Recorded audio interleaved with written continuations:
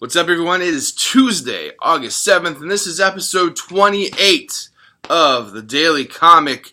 I'm Jimmy Bird, and this is a show where I read one comic book a day and then come here and tell you what I think about that comic. We've made it 28 days, friends. 28 days. That's 4 full weeks of comics. The show has been watched almost 600 times.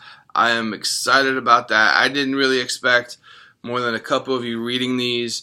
Really, the heart behind the show was me doing something to hold me accountable to read these comics. If you've seen the first episode, I am part owner of a comic book store, and in that, I work so much on the comic book store that I've lost any kind of time to read the comics. So I started this show as a way to hold me accountable to read the comics that I am around every day of my life. So that being said, I'm reading one comic book a day, then coming here and giving you a quick 5-minute update about what I felt about it, and maybe you should read it too. Today's comic is Sentry number 2. Sentry issue 2. This is number 2 in a 5-issue miniseries. Jeff Lemire is helming that up. As you see there, a young man screaming his head off, holding the Sentry's cummerbund. I'm going to use that term. I'm not sure what else it would be. But his belt or cummerbund. Sentry, if you don't know much about him, that's probably not uncommon. He is a C+ Marvel character who had small minor roles throughout the Marvel Universe in some of the bigger stories, Dark Avengers, Secret Wars, Civil War, stuff like that. He's got the power of 1,000 exploding suns. His true power is unknown at this point, I guess.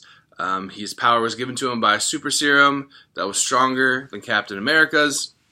But he also has no memory. And so you find out that here's this super powerful guy. If you know the history of Sentry, you know that he is really, I don't want to say bipolar, but there's two halves to him. That Sentry is the hero that wants to save the world and wants to be guardian of the planet. And on the other side of that is the Void, which is the negative, the dark side, who wants to destroy Earth. And every time he is Sentry, it risks the possibility of the Void, the other half of his personality, to be unleashed. So through lots of trial and error, Doctor Strange thinks he's found a way to help him, and we see that here in this comic, and he's taking measures to kind of take care of that. He's trying to live a normal life. He's kind of older. He's an older man. He's just trying to live a normal life, but he still has to be Sentry and protect himself to keep the Void at bay. So he's taking these precautionary measures, and of course, no plan is perfect, and that is where we see this take place. This was a really fun comic. I get excited about this only because it is 5 issues, and the way they're approaching this is really interesting. In the time of 2018, where we have lots of Matrix, Ready Player One type stuff, and we see that here as they create a system to keep the Void at bay and to allow Sentry to Sentry out, if you will, or Hawk out as Sentry. They create this system that is really kind of a artificial intelligence or a virtual reality, and they create this system that Tony Stark has created. And of course, like I said, no system is perfect. Something goes wrong, action happens, and now there's problems, and now they have to solve the problem. And that's where we're at. And we see some great cameos from different Marvel characters.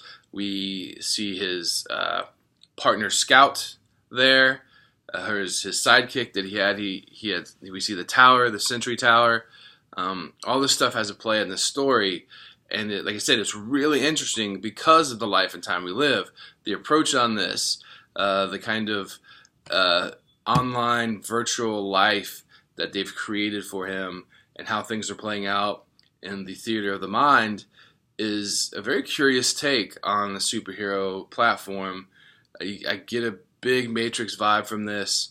So all in all, this comic is really enjoyable, and from my perspective, it's made more enjoyable knowing that it's only 5 issues long. That's not a lot going on.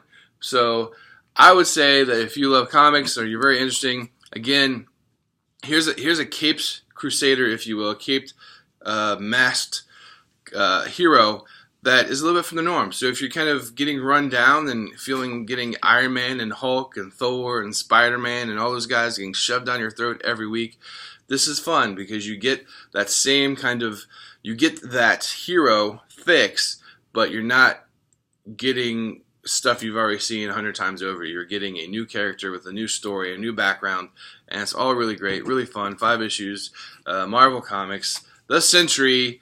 You can get this here at Paper Street Trading Company, as thousands of other comics are available as too. So did you read Sentry?